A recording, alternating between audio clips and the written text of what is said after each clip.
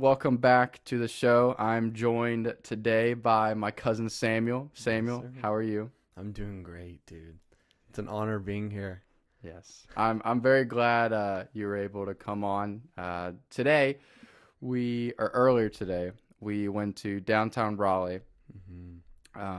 Something that we've been doing the past. We've been doing a couple months now, right? Yeah, about Yeah. two, going on three. Unfortunately, today, just with I guess the cold weather, I mean, there's nobody out there, Mm-mm. nobody, and so we ended up getting a like walk around the Capitol building, which was kind of cool. Yeah. That was that was interesting. So we did that today. We didn't go last week. Went a couple No. weeks ago, Mm-hmm. and we met a man there. Well, so we met him together probably close to a month ago Yeah, it's now. about 3 weeks, 4 weeks. And yeah, and then I saw him a couple weeks ago, and we talked, and we've just been witnessing to him. People who I guess haven't really followed like my stories and stuff like that. What Mhm. we've been doing, we go to NC State occasionally, and then we also go to downtown Raleigh, specifically Moore Square. Yeah. And then today we looked at another park. Mm-hmm. I don't remember the name of it. Yeah, I don't know the name it's, of it. It's like 4 blocks down though. Yeah. It's not too far. So we may try there again just today. I mean, there is nobody out. It's also really cold, so I Yeah. guess that makes sense. But yeah, so we've been doing that together. We've grown up together for, our whole lives, lived in the same neighborhood, Yeah. basically lived at each other's houses over the summers. Mm-hmm. So, really, really, really fun childhood. Since I the would- moment of the womb. Yes. I mean, I would say we arguably had like the best childhood anyone could have. Agreed. Yeah, that I'm just saying. Yeah. But what would you say was your favorite memory from like our families getting together and like our extended families? Okay.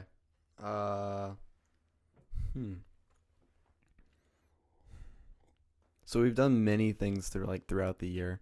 Yeah. Like we were talking about some things earlier. One was like us going to the beach. Mm-hmm. Like our Bonner side of the family would go to the beach, and then we always did like the little thing with Cooper. You and Cooper would come to my house. We'd jump on the trampoline and everything. But that was Yeah. more of like a friend thing. Yeah. But a family thing has always been coming together at Christmas time of our grandparents up in Rocky Mount. Mm-hmm. Yeah, dude. Every time we went up there, I would look forward to it. Like every Christmas, it was like, yeah, we have Christmas at my house, but we get to go up there, do bottle flips, trick shots, all kinds of stuff. And then we'd always get like Christmas presents similar to each other. So like one year it was those little, there was these little flying like ball things. You remember you'd put your hand underneath it, Yeah. and then it would yeah. float back up. It was so cool. But, yeah, the Bonner Christmas, dude, that was always so fun. Yeah. Those are fun, and then I really liked the beach trips. Do you remember on the back deck? So like facing the canal, Yeah. you had the I guess like the hand railing going Mhm. all the way around, and so there was on this side obviously is just a big drop, but then you have this side which is the start of the roof. And so we were able to climb over the Oh, yeah. railing, and we'd walk up the roof, and we'd play like what were the games? Like on our iPads, we played Minecraft, and like that. What was like it was like the Pixel Gun Pixel game. Gun 3D. Yes. Yeah.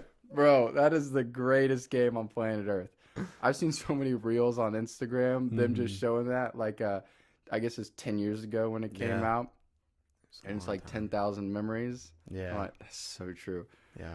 But our parents would let us on the roof because there's a railing. So like you physically could not fall off the roof unless you were dumb enough to climb to the Unless you very tried to. top.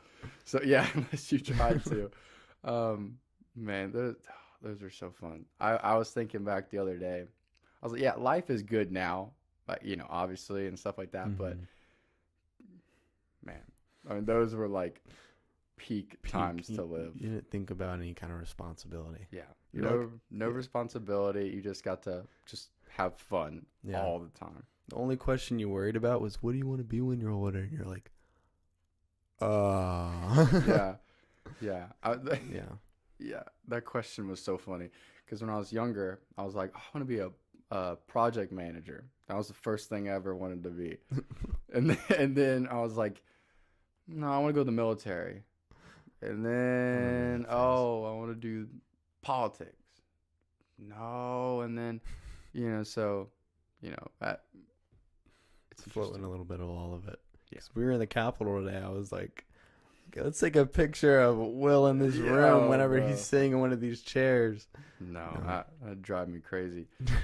So you went to school last year. Mm-hmm. It was a 1 year program, right? Yeah.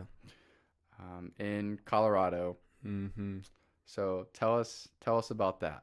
How was that? What'd you learn? What's the name of the school? Okay. Yeah, so it's like a gap year school. It's like a lot of kids from their transition from high school to college when they don't want to go straight into college and just go to class every day. You can take a gap year program, and the school's called Timberline Ministries. The greater scope of it is called Torchbearers. So there's like a bunch of different centers all over the country and worldwide. So they have there's like 5 in Europe. Mm-hmm. There's other ones that aren't really named because they're actually undercover because governments actually try to take those out if they know of them. So there's actually hidden ones across the world too. But there's around like 20, 30 of them. So it's a pretty big thing that's like growing.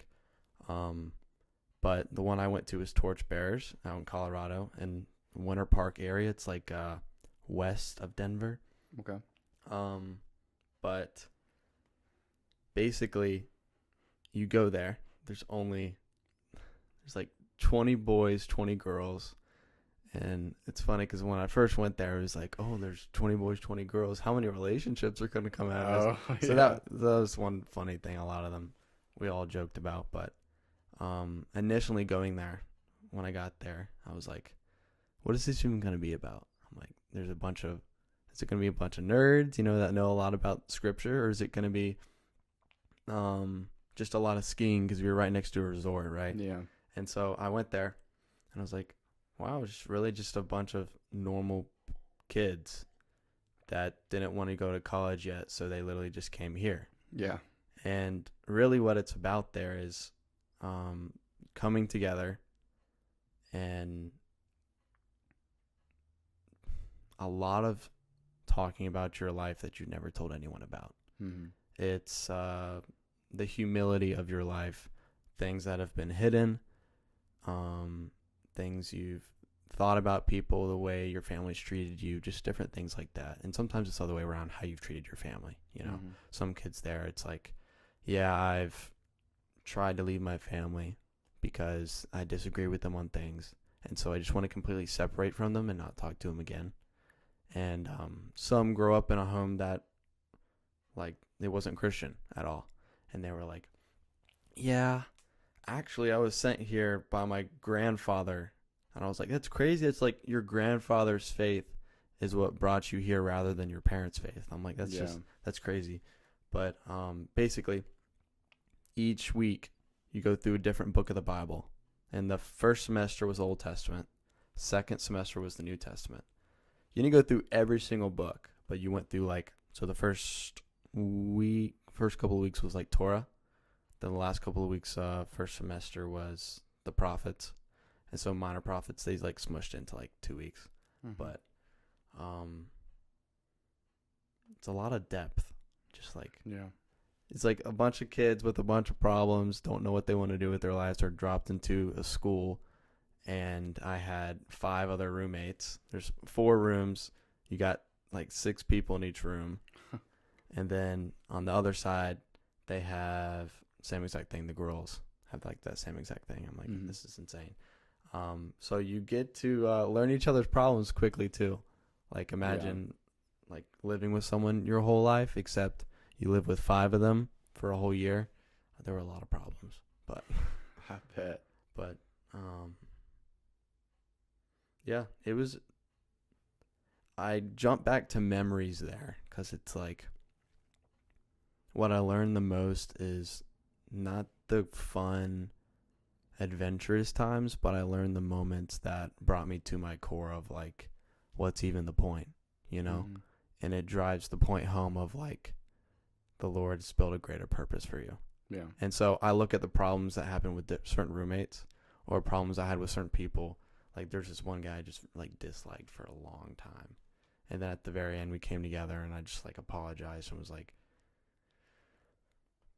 so much emotion was built up. I was like shaking talking to him about it. Yeah. But yeah, it was great. And I'm gonna go back soon too. We're actually doing a reunion coming up soon. Nice. So yeah, but That's awesome. Yeah, I remember when I forgot who the first person to tell me that you're going to Colorado. I was like, what? But then I learned it was only like a year thing, so I was like, okay, that's not too bad. That's not too bad. No, that's awesome. So I guess let's jump back to when were you born again? When was I born again? Yeah. Like what's your testimony? When did Christ get a hold of you? Okay. I love this. I love this question because there's been a knowledge of who God is and who Jesus is ever since like we grew up in church, you know? Yeah. And I've always been like, oh, my testimony isn't that valuable because nothing crazy has happened, right? Sure. But I'll walk through it and then I'll tell you why I love my testimony so much. So growing up, I've always grown up in the church. Mm-hmm. Always walk into Sunday school class, you get taught over something, then they ask questions and you're like, oh, me. I know the answer, you know? Sure. But I always grew up with more of a, from a church standpoint, more of a Moses on the Ark picture book style. Mm-hmm. So you open it up and you got that rainbow, you got all the animals on the ark like laughing and like that kind of stuff, which is funny. You can kind of like see the emotion coming out of them. But in the picture Bible, it doesn't really represent the depth of suffering that, you know, outside of the ark, what actually happened, you know, like the people that didn't make it onto the ark. And I just don't think I ever understood the suffering aspect of walking with Christ. And so basically I would go to church, come home, and I was a little kid. There wasn't really understanding of dwelling with Christ or sacrificing this. I was just coming home. You know, I believed in God. And I would just do kind of whatever. I don't want to say there was a significant point in my life where I'm like, I'm bending my knee to the Lord. Mm-hmm. But throughout growing up, I've understood like more and more. Yeah. From the just moral standpoint of, I think the Lord's always given me a compass of right from wrong. Yeah. Not based out of my own standard. Mm-hmm. Based out of his standard that he's written in scripture. But I can go back to a point where I understood the depth of my sin and that like Jesus like actually suffered to die on the cross. And you understood your need for a savior. Yeah. Yeah. Like genuine need for it. And I'm like, I have to live for this every day. And that is, so I was 12 years old. Don't remember the exact date, but my mom and dad, they're like, oh, we have this movie we want to watch tonight. Like movie. I don't even know if my siblings were even in the room. I don't even know who watched it. But we watched The Passion of the Christ. Oh, yeah. And people have opinions about it of like, oh, well, this isn't 100% scripture in some spots because they overemphasize some areas. Sure. And it can be a bit dramatic. But it hits the point. Yeah. You know? And that is that Jesus was whipped and the 9 tails. Mm-hmm. Have you seen a picture of that, like the cat of 9 tails, like the whip that they actually whipped people with? For those kind of things? It would literally stick into your skin. It would like pull flesh. Mm-hmm. And I saw that kind of scene. I saw Peter's denial. You see that, and then the actual emotion like in their eyes, and then you see Jesus praying in like the Garden of Gethsemane, and you're like man, like this is actually real. Yeah. And I think, I know after that movie I watched, I was like, wow, like it actually happened. Like I knew it happened, but it was like, it's like, this is just a movie. Yeah. And my mom and dad were like, yeah, this is just a movie too. It's actually much worse than this. And I was like, wait, what do you mean? Yeah. They're like, well, there's things you can't show on on TV. on TV. Oh.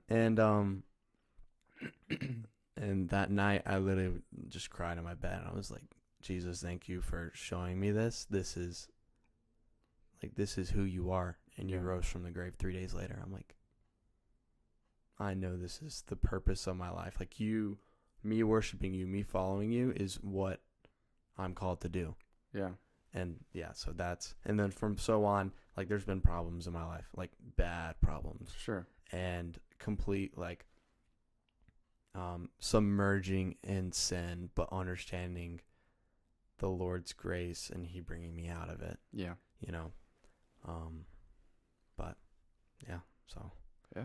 I mean, I think a lot of people now almost picture that you need to have like this super emotional like transformation basically, and that's not the case for everybody. Mm-mm. Because like for us who grew up in the church, we just were constantly surrounded by the gospel, and like obviously we when we were super little we might have not been saved, but we both got saved young, around like that 10 and 12 years old. And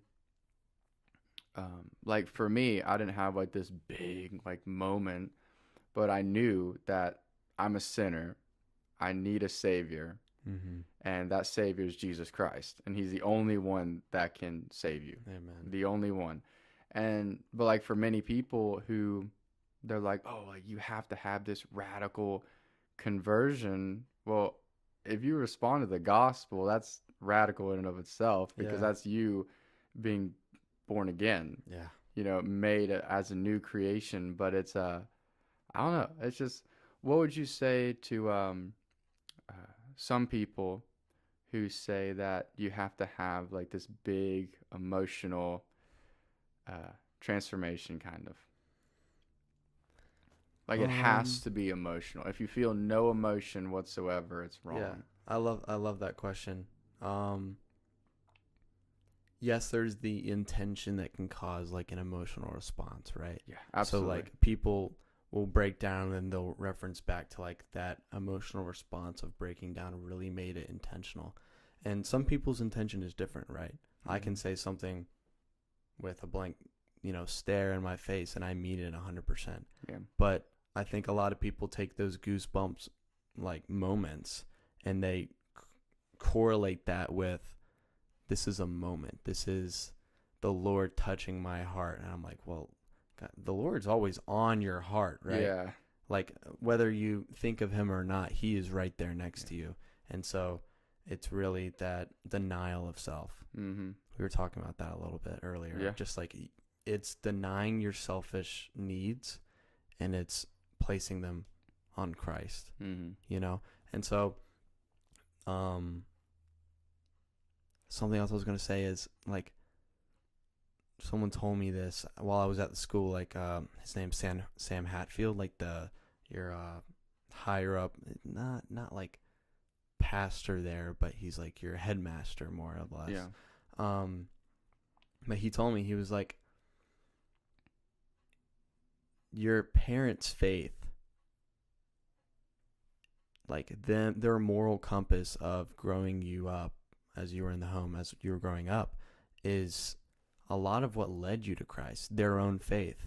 Yeah. And so whenever you place it into a category of, no, it needs to be emotional, all this kinds of stuff, you're forgetting the faith aspect that, led you into the coming of, like, led you into knowing Christ, right? Yeah. And so, like, your parents' faith, like you see in so many times in Scripture when Jesus is like, your faith is what's healed you. Mm-hmm. He's not like, okay, I touched you and you just got healed. He always reminds them, your faith is what's healed you. The the bleeding woman that just wanted to touch a piece of his garment was healed just by that faith. It's like, that's extraordinary, right? Yeah.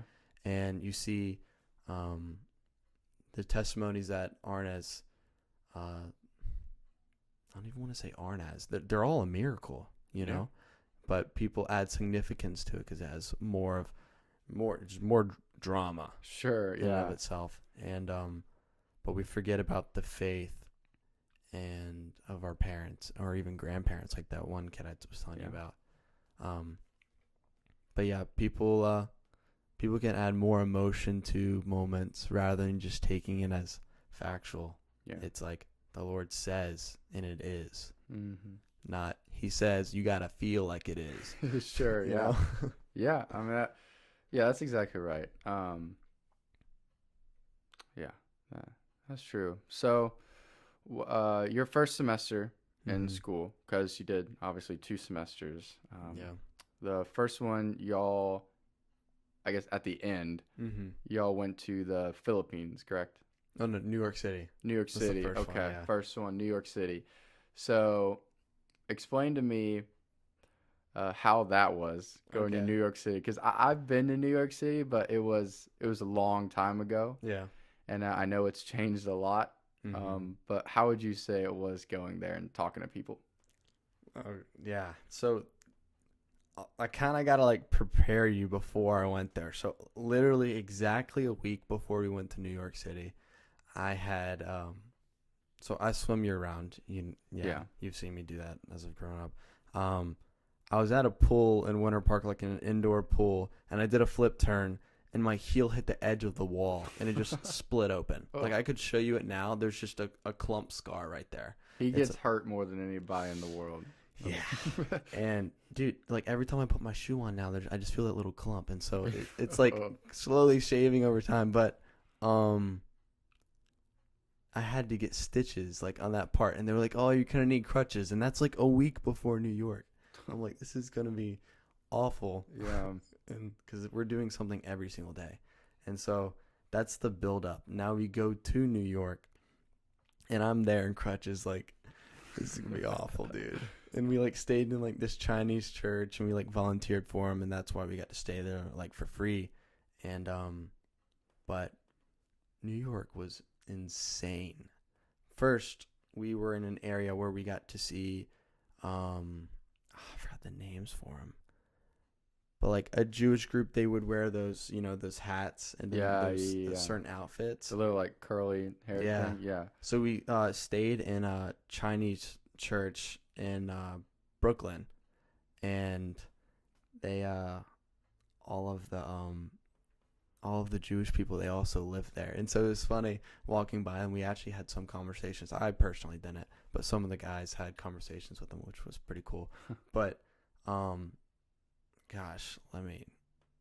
so like each day we would do something different, right? But we would do this one thing each day, closer to evening time when people are kind of getting their dinner, then going back home, was called Meet the Need. And so we were given, I forgot how much money it was. I think it was like $10. And you'd be in a group of 3. So if there were 40 students, roughly each person would have like, 12, 13 groups, And so there'd be like 3 people in each group. And one night we saw this guy pushing a shopping cart by with like a bunch of cans in his cart. We're like, what is this guy doing? And so we went up and talked to him. And he had like, we were trying to like, tell him about the gospel, and he had like this huge black hole theory, and that we're just kind of like in a black hole, and we're just like slowly over time kind of disappear. And so it's pretty insane. But we were just talking to him, and we were like, why are you collecting like all these cans? Because he was literally reaching inside trash cans, like pulling them out. He was like, well, each can I collect, I can go back, I forgot the place he called it, but he can turn each one in for 5 cents. Oh. Right? So if he were to get like 20 cans, 5 cents, that's $1 right there. Yeah. And so that can literally get him food. So that's literally why he did it. And we were like, oh, is there anything we can help like buy for you to like help meet a need of yours? And he was like, well, if you just want to give me like a sandwich. And we're like, okay. So we went and got him a sandwich, And then we got him a sandwich, and we were like, oh, can we talk to you more? And he was like, no, I don't want to talk to you. And we're like, oh, okay. Like, it's okay. Lord, we understand that wasn't a conversation that was supposed to be had right there. But then the next day, literally the next day, we did Meet the Need again in the same, like, shopping center. It was like an underground place in New York. It was really weird.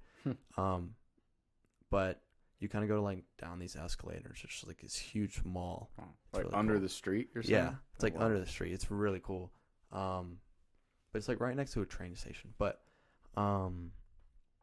we go inside there in this, like, train station area or mall type area, and we see the same guy. And so we're like, maybe this is an opportunity to come back to him and talk to him again, you know? And I don't think he ever saw us, but he was going away from us, and there was, like, steps up here, and then there was more of, like, a subway type tunnel to the right of that, and he was going, like, in the subway tunnel, and I was with three other we had a group of 4. I had 3 other kids I was with. Their names were Isaac, Asa, Maya, and I. And so 2 girls and 2 guys. And we saw him going right, and we were like, maybe we should, like, really pray about this, like, if we're supposed to go talk to him or not.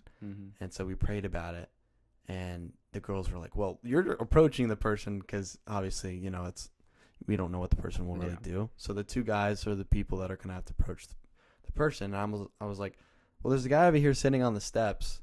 And we looked at him, and he just looked like he was, like, dead, dude. He was just sitting there, like in complete shock. We thought he was either asleep or, like, something was up. Yeah. And I was like, let me just see if, like, he's okay. Yeah. I was like, I'll approach the next person because Isaac and I were kind of flip-flopping. And I went over to the steps, and I was like, hey, how are you doing, sir? And there's no response. Oh, gosh. I was like, sir, are you okay? And he was like, huh. And I think he was asleep. That's what. Oh, okay. But it was another homeless guy. And when he woke up, he was just started telling me about himself. I'm like, wow, this is, like, insane. He just, like, started. I didn't even have to ask any questions. He was like, oh, who are y'all? I'm like, oh, I'm Samuel Perry. This is Isaac, Asa, Maya. Like, how are you doing? He was like, I'm doing awful. We're like, what? He was like, I mean, good, but awful. We're like, okay, why? He was like, well, and he started, like, telling his life story. He was like, oh, well, my family lives in in California. They're, like, well off, but I'm homeless in New York, and I can't really travel to get there, but I'm not really asking for anything. And we're like, okay, like, well, we wanted to offer to buy you something if you need anything. So that was kind of, like, the whole point. You offer someone if they need anything. And if it's food or something, it's yeah. If it's drugs, no. Yeah. But he was like, yeah, I would just like what was it? A Sprite. That's what it was. Nice. It's like, I want a Sprite. And so we went over to this little area right next to it, this little convenience store that was underground, this whole area. And we walk inside, and there's, like, those, you know, those refrigerators that have all the soft drinks on it and stuff. We got him Sprite, bought it for him, sat down at this little table. We're like, just tell us about, like, your life story. And sometimes, like, having a gospel conversation isn't like, hey, like, what do you believe? What's your purpose? Sure. You know, one week that was kind of like my starting question. But sometimes it's really just, how are you? You know? And he was like, not great. And we were like, well, why are you not great? Like, do you need something else, like a jacket or something? Because this is also, like, exactly a year ago. It's funny. Like, we're within 3 days of whenever I had this interaction of him last year. And he was like, yeah, if I could just get, like, a pair of socks. And at this point, we're dipping into our own money. We're like, we just kind of want to help this guy. And like, I'm like, some socks? Like, what do you, I'm like, maybe like a warmth thing. He just needs some new socks. I'm like, okay, Isaac and the girls, do y'all want to go get socks? Or I can go get socks and I'll come back, kind of thing. And the 2 girls were like, oh, we'll go. And so the 2 girls left. Maybe it probably wasn't the safest thing, being in New York City, for them just leaving and to go get them. But what happened next was, like, it just, like, broke my heart. So he's sitting there. I'm like, so why do you need socks? He's like, well, I got hit by a car not long ago. We're like, oh, okay, you got hit by a car. And he stands up and takes his shoes off. I'm like, what is happening right now? Hmm.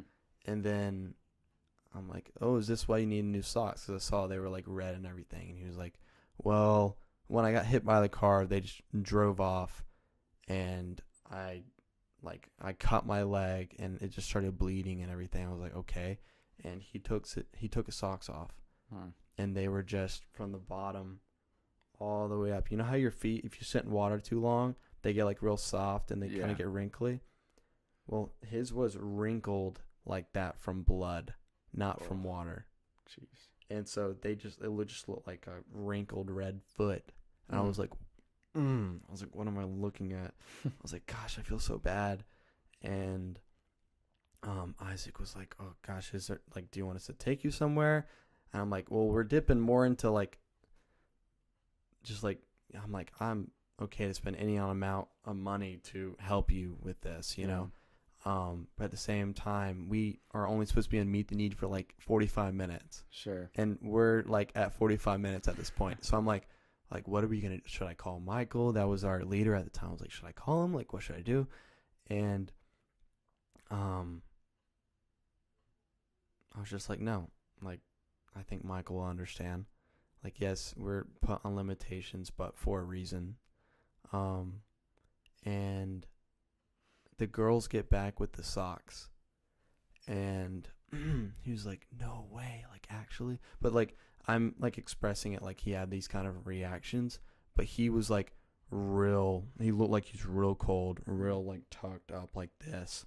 And he was like, socks, like, that's great, thank you so much. And they also bought like this poofy jacket for him. Oh, so awesome. like a lot of insulation in it. And he put on the socks and put on his shoes, instantly took his socks, other old ones, threw them away, and then got on like his knees in the middle of the building, like this convenience store. You have the cashier and everything watching this. You got this other lady that's kind of been watching our conversation the whole time. I had noticed like her just like kind of watching. Yeah. And he gets on his knees in the middle of the store and just raises his hand and starts praising God.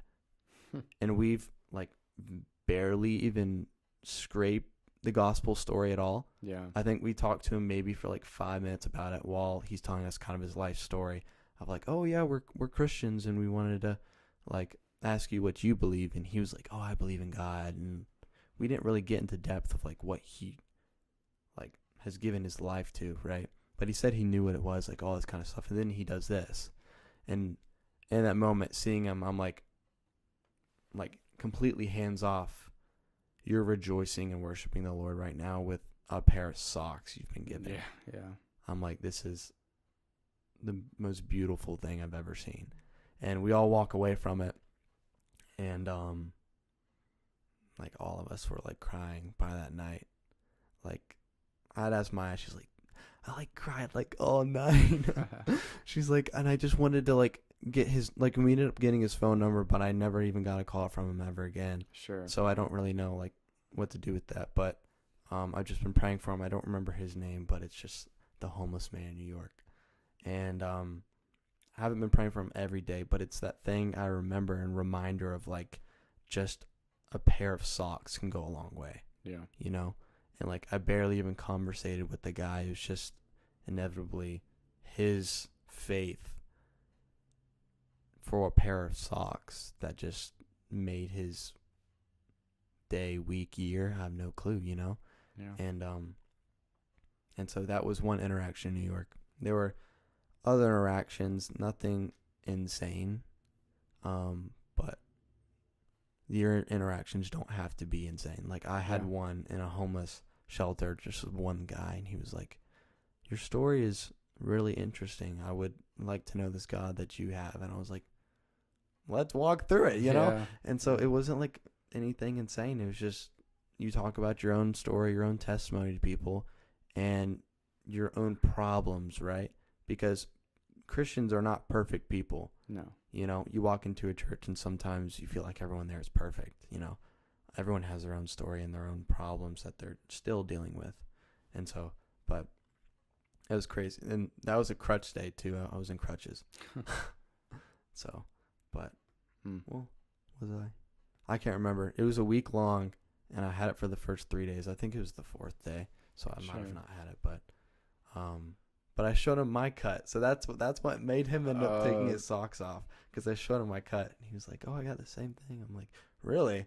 And I'm like, "That's much worse." Yeah, it's a little more extreme. Yeah. Man, that's crazy. Was there a time when you were in New York where you kind of like nervous to talk, like, obviously we're always nervous, like going and sharing the gospel with people, like that's just how it is, but was there a time where you kind of like fearful almost? Like of my life or a conversation? Like either. Either. Conversations every time. Yeah. Like you said, I think the more people you talk to, the more you are aware of questions they'll ask. Yeah. But you're not gonna know what the response is emotionally, right? Some people, I haven't really had any bad interactions, because homeless people kind of, they need things, right? They always want food. That's kind of a given. But most of the time they can be more like they want drugs and like these other things. So you don't really have bad interactions, because if they're going to be mean or anything, typically they know they're not going to get it. But what's scary, really scary, is when you have a conversation with someone that is satisfied where they are in life. And so those are some of the hardest people to talk to, because it's like, how can I feel like I'm giving some kind of salesman speech to them to bring them to Christ, rather than, because like, I mean, you talked about earlier, like the rich young ruler, he had everything, and he had to give everything away in order to gain Christ. And it was like, your common person, you feel, or you go into that conversation like, oh, they're not gonna want to do that, right? But that's also lack of faith in those kind of situations. Every single interaction was scary. Sure. But there's just one area we're in, actually, where there was some kind of, I don't know what it was, some kind of shooting. And one of the kids said they saw someone get shot. I was like in one part, they were in New York City. I don't know if that story was true or not, but if you hear someone say it though, you're like, okay. Yeah. So I'm every single conversation I kind of had, I've never been depressed, but I'm okay with the Lord doing whatever He wants, right? The last thing I want Him to do is take someone from my family, right? Because I have that emotional attachment with family members. I love them. I love them to the point of even when I die, But yeah, that's what probably scares me the most. But being in New York, it was like just me and all these people I've known for like a year. So, it's like they're your family. Yeah. So you're kind of like scared for them at times, you're saying. Yeah. Because when we were in the convenience store and the girls wanted to go get the socks, I was like nervous. Yeah, I was like, I have no authority over you. Like, you do whatever you want, but do you think you're going to be safe? They're like, yeah, we'll be back soon. And it took like 20 minutes, but yeah, they were completely fine. But yeah, and sometimes I can place more emphasis on another place because everyone, New York City, there's a lot of politics, there's a lot of disagreements, there's a lot of business, there's big homeless population. So you instantly think, okay, if I go to this big place, there's going to be a bigger consequence to doing these kinds of things. But it doesn't always mean that, evil and the selfishness of like flesh is everywhere. And so, but yeah, it was an experience for sure. Yeah, man. What would you say? Because we're both pretty introverted for the most part. What would you say for fellow introverted people, but not only that, even extroverted people who are just terrified to share the gospel with somebody? What would you say to them?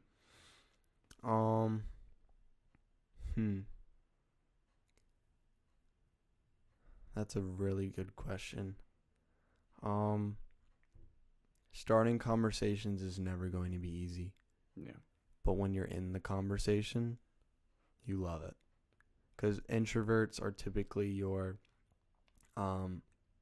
interested, but never wanting to initiate an interest, right? So like if you want to play football, but you have to make the decision to jump into that group of people, you're not going to want to take that initial initiation to get to know everyone, you know? Sure. But you have to understand, like, every stranger you see was a kid at one point. They had that childish, they have, like, you know how I was telling you, I wasn't telling you, I was telling someone else the other day. Like, when you look at a football stadium and you're like, every single one of these people have had a life. Yeah. You're like, they've lived more than, like, you look at someone that's like 60 years old, you walk by them, you're like, that person has lived 3 times longer than me. Yeah. You just got to remember they were a child at one point and, like, play with, not probably Legos, but little things and whatever they played with back then. Yeah. When you go into a conversation with someone, you have to be able to initiate that. They're a stranger. They're just doing whatever they want, you know? Yeah. Typically, they're not even going to really want a conversation, but you never know that, you know? Yeah. And most of the time, you're probably going to be talking to other introverts, I'm going to be honest, because most people are, in this modern day, are very held back. Yeah. But when you open that comfort zone, it's like a flood. Yeah. You're exactly right. That's exactly right. Mm-hmm. But I mean, you see, even whenever we walk through Moore Square, it's like even though I've had these interactions and these conversations with people, we can just like look around and we're like, so who should we talk to? You know? Yeah. It's like, how can I also pick someone to talk to? You know? And so there's a lot of prayer and really observing people. You know? Yeah. But you just got to do it. You literally just got to pick someone and just do it. And if they have earbuds and that kind of thing, it's not like you don't approach those people, but it's like you're going to startle them, and it's already kind of start on a pretty bad note. But I've never tried that. Maybe that ends well. Yeah. I don't know. Well, let's take a quick break, and then we'll be back because I want to hear about your time in the Philippines. Mm-hmm. So we'll be right back. Well, welcome back, everyone. So, Samuel, we have, let me move the mic a little closer. We've talked about a lot. Mm-hmm. Talked about New York. So your second semester, you went to the Philippines. Yes. Okay. Tell us about that. Okay. Yes. So the New York City trip was free. That was a part of the curriculum, right? Mm-hmm. It's kind of like the halfway point. Then you fly home from there. The Philippines trip was a paid trip. So I had to get fundraising from back home in order to have that trip. It's like a normal missions trip kind of thing? Okay. Exactly. And there were 4 guys and 4 girls that went. And so we all had to fundraise for that. And then we had one leader, the same leader I had last time, Michael. So he's kind of just floating about my years, which is kind of funny. But, gosh, that trip was interesting in many ways. So I had pink eye right before that trip. Very bad. Like, my eyes closed up and I could not see. I think I remember that. It was pretty disgusting. But it went away by the time our trip happened. So that was nice. It was like probably like a 2-week process. Nice. But we go on the trip. We drive to the airport, fly, and then it was an overnight flight again. So we flew from Colorado to California, then California to the Philippines. And man, that was a rough flight overnight just because of the time change and everything. Yeah. But let's see. We landed there and I was just like, I can't believe I'm actually here. It's just, you don't really think about it until you're there. I'm like, wow, like I'm actually in the Philippines. It's kind of like the Asian culture. I'm like, this is actually insane. But instantly, whenever I walk out of the airport, because that's more your higher class group of people that can actually travel. Once we go out of the building, you kind of you start seeing your mopeds. It's like every single thing that's driven there is like a moped or like a two-seater like tuk-tuk type thing. Like a trike almost. Is that the small trucks? Yeah. Okay, yeah. Yeah, little small trucks. It's just funny. Like, but yeah, we get there, and the thing is, $1 goes a long way. Like an American dollar to the goodness, I can't remember what it was. The peso? I think it was peso. Maybe I don't remember. But it goes like when we converted it, it's like I got a T-shirt, like a Philippines T-shirt, for $3. Wow. And it's like good fabric too. Like I wear it often. Yeah. But let me get back to it.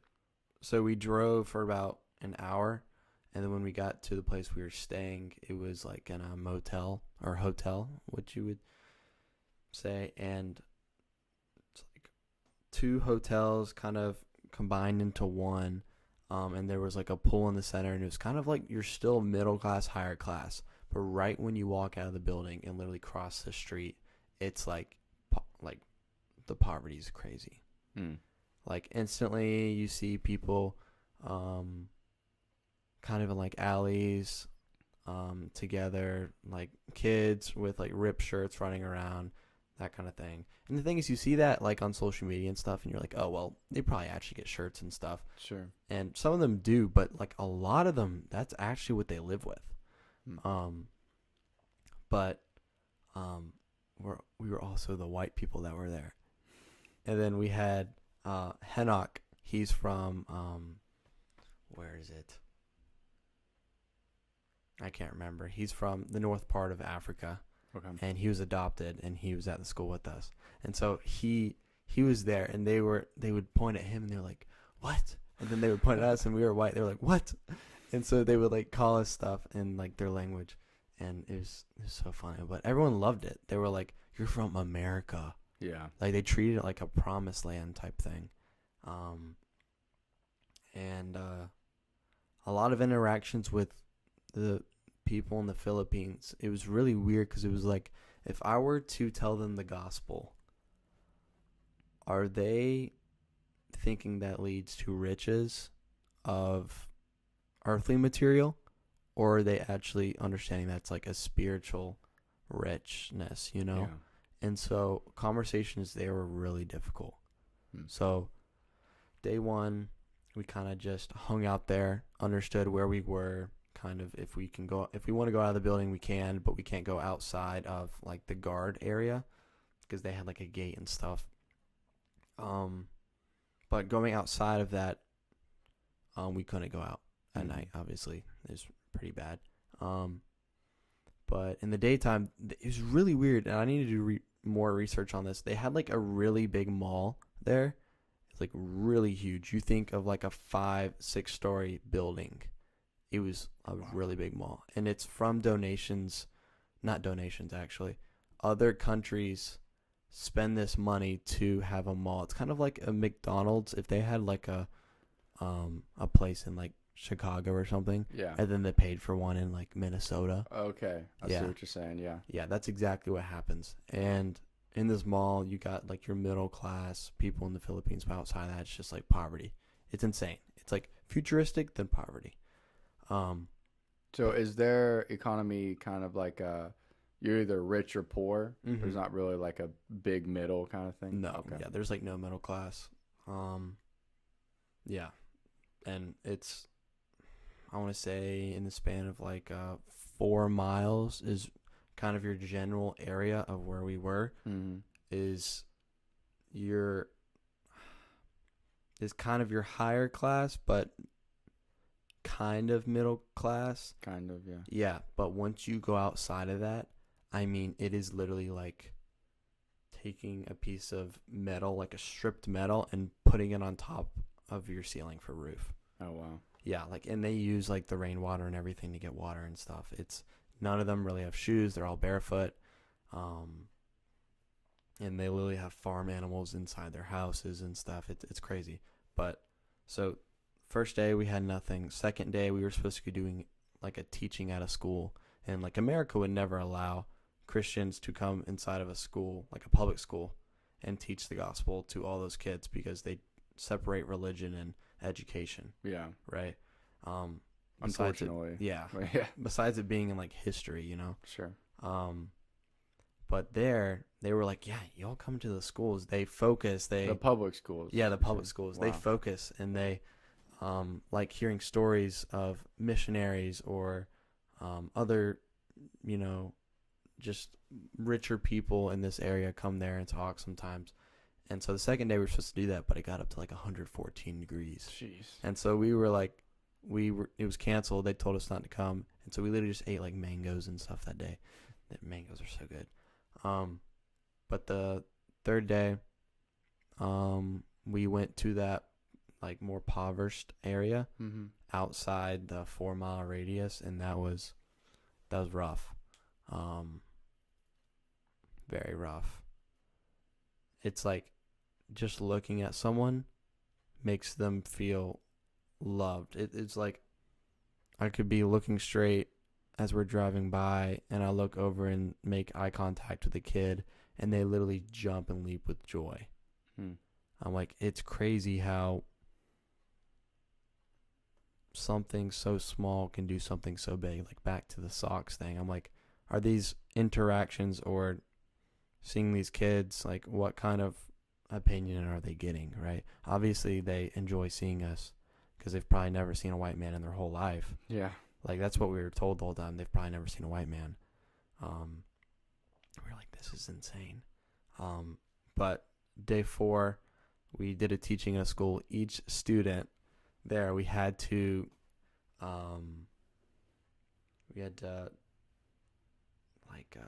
we were given a subject. So that could be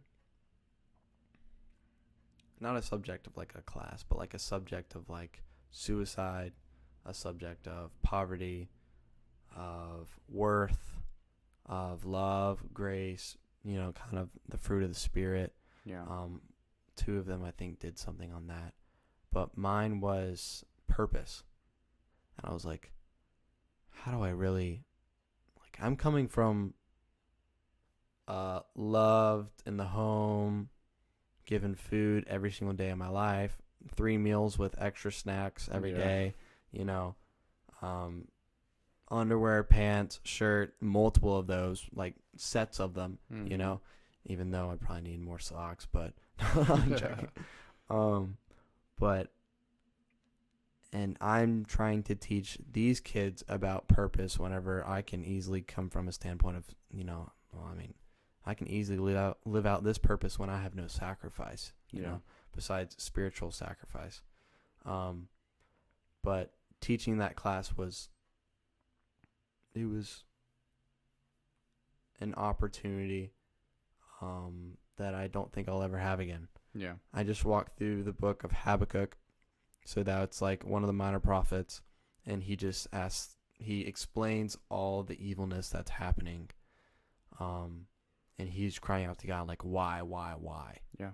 And so I asked these kids, I'm like, in the very beginning, I kind of introduced, I was like, does anyone have any questions? And they're like, why this, why that, why? I'm like, this is a perfect opportunity to, you know, put this book forward. Because whenever I do a teaching, I want it to be applicable, not just something I've learned and I want to just throw out there. I want it to be very specific to what they really wonder, you know?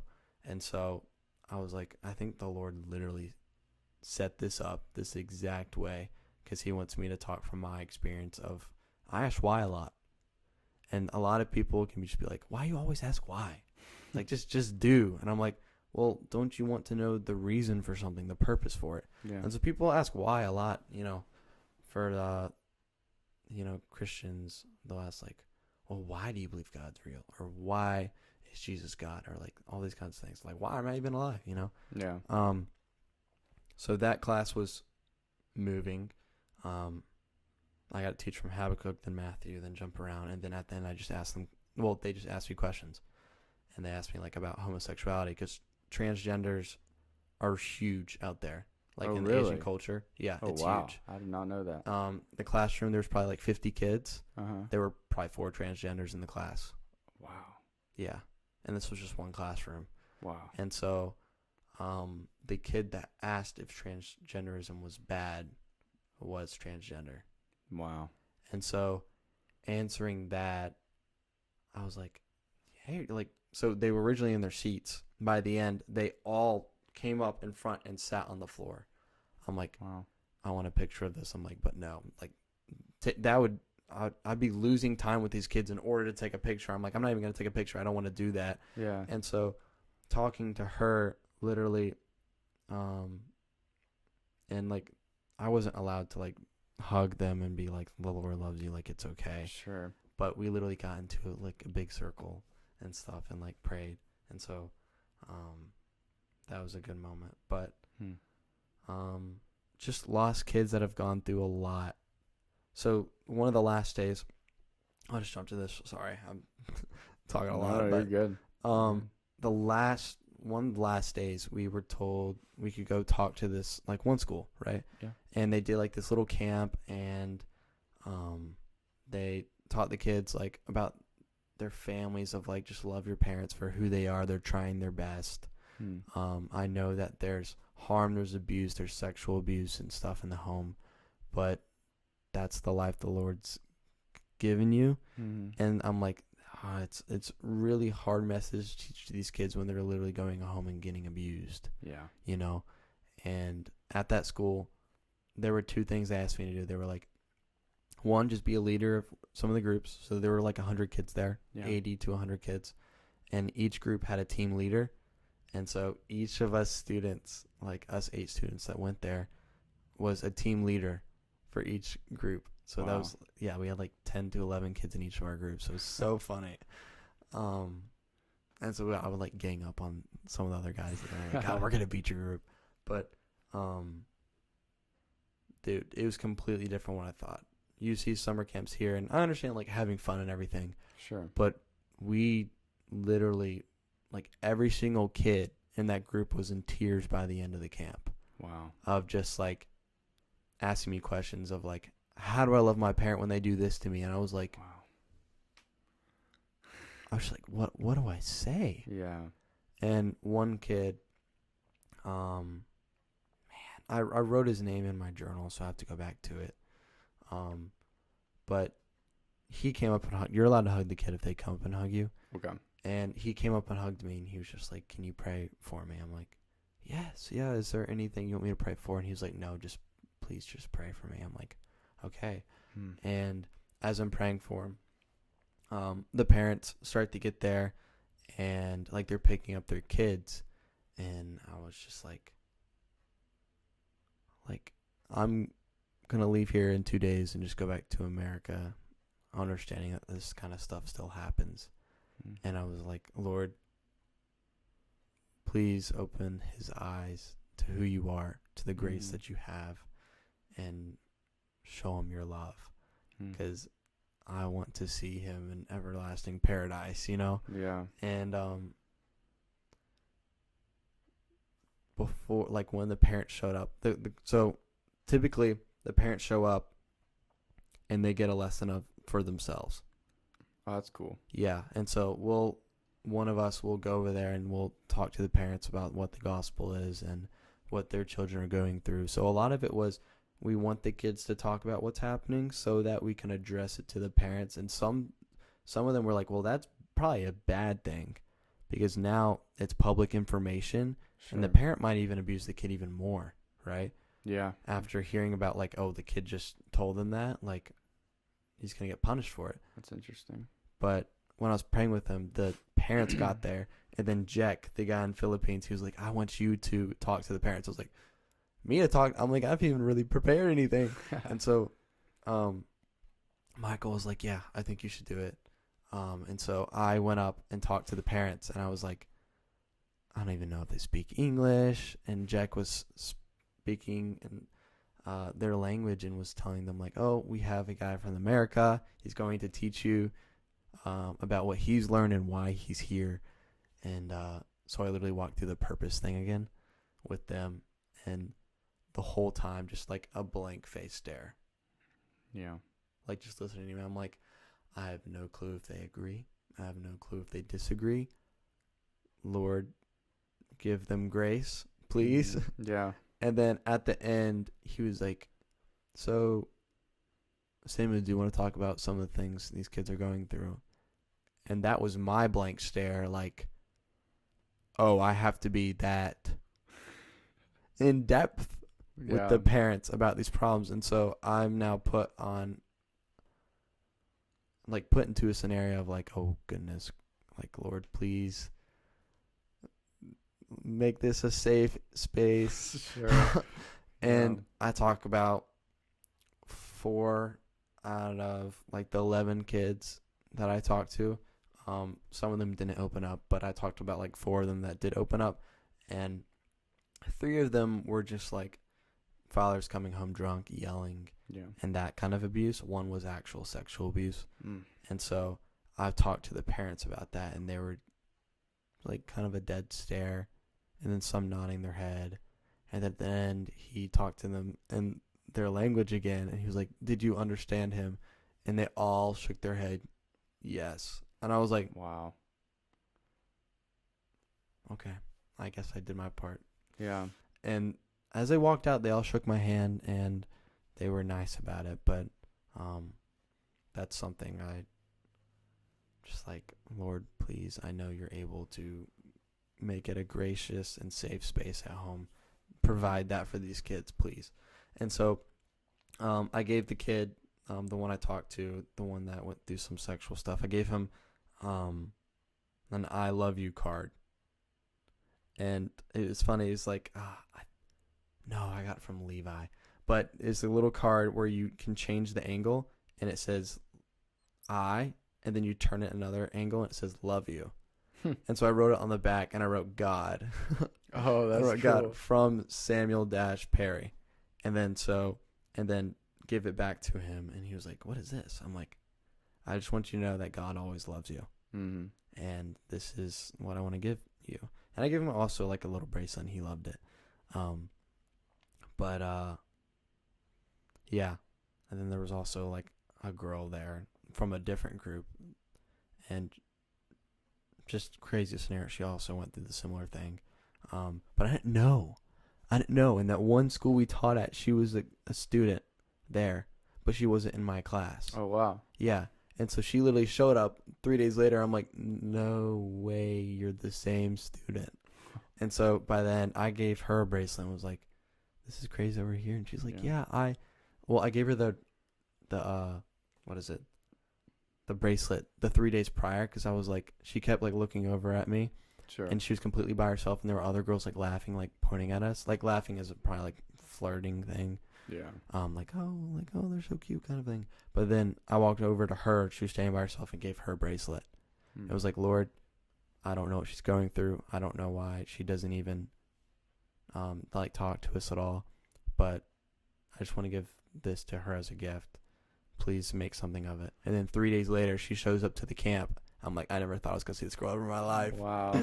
And then, so she went through similar stuff, and she talked to it, Sophie, that was the girl in her group, about those problems. But, dude, just there, it's like abuse, poverty,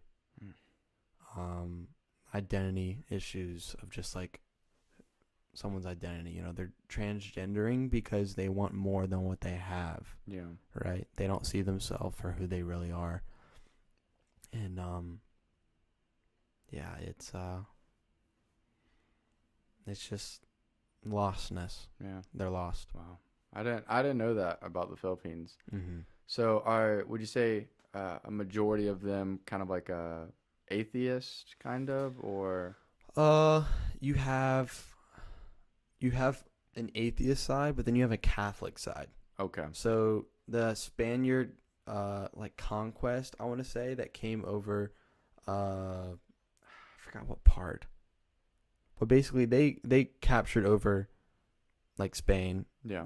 Spanish, they captured the Philippines, and they conquered them for like over 30 years, somewhere around there. And from that, they built Catholic churches there. And so that was a big denomination that was there. And then World War II happened, and the Japanese actually took over the Philippines. And so this is an insane fact. While I was there, I learned, because I literally look at some people and I'm like, I can tell you're Japanese and I can tell this person is Spanish. Yeah. You can see it in their ancestry line. Oh, wow. Of just like their faces, because you can tell that cultural difference of what they look like, you know? And so I'm like, this is insane. Like, I can tell that he's from a Japanese line and then he's from a Spanish line. And so you can see like the history within the people kind of thing. Yeah. And so historically, Catholic beliefs have been brought over there. Yeah. Right.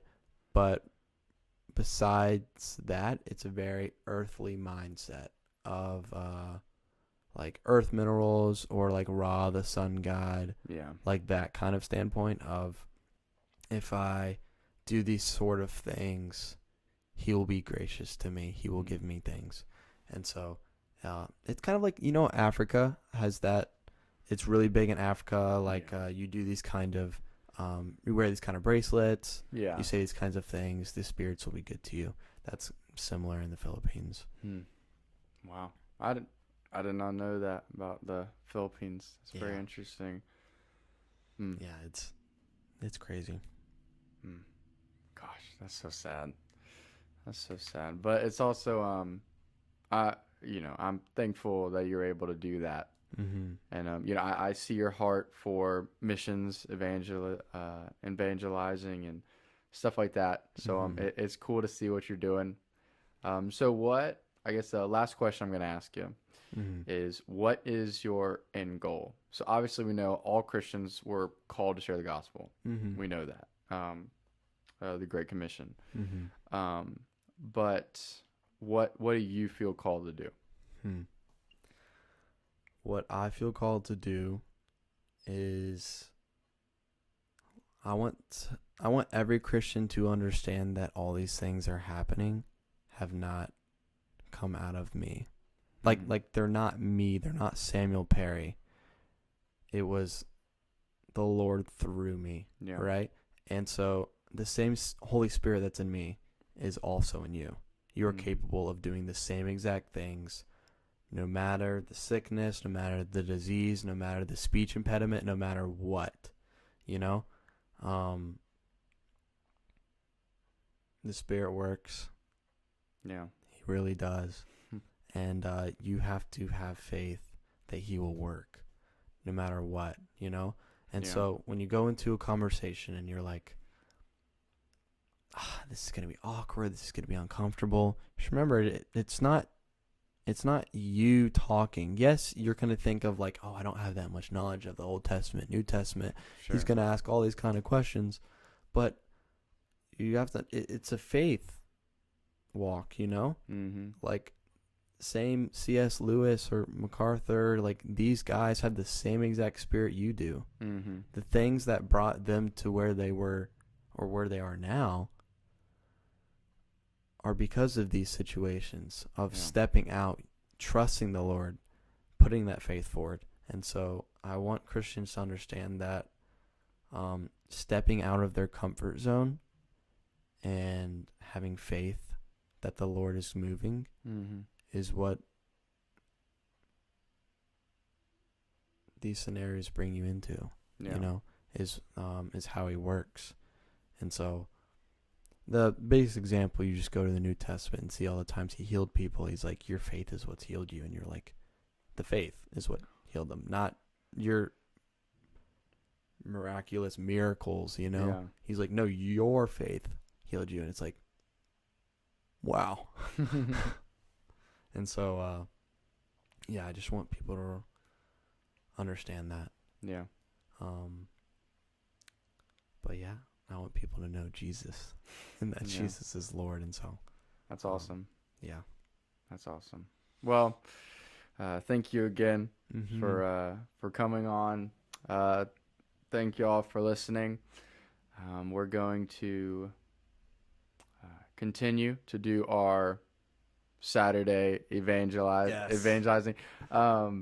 Even when it's super cold, it's just gonna get colder and colder and colder. It is. So we're gonna hopefully we'll be able to kind of grow it to have some other people come with us, and then I would love to have kind of teach people how to do it, because there's an issue in the modern day church that like what I was talking earlier today when we were walking around. I was like, people are just so comfortable and they don't want to lose that comfort. Yeah. That they're like, oh, I don't want to go talk to people because that's uncomfortable. When you literally, it's a command from God to share the gospel to people. And so like, what are you gonna do about that? Yeah. So yeah. So we're gonna continue to do that. Encourage others to do so. But Amen. yeah, I'm very grateful for what you're doing. Very grateful that the Lord saved you. And hopefully we can go on a mission trip together sometime. Dude, that'd be crazy. That'd be fun because we've both been on a couple, but obviously they're different areas, so we'll have to go together. Maybe we could go to like what I was saying, like DC or something. Yeah, that would be cool, and like those are actually more like practical financially and stuff, easy to get to. Yeah, because I mean DC, we could just drive up. Yeah. So, all right. Well, thank you guys for listening, and God bless. Amen.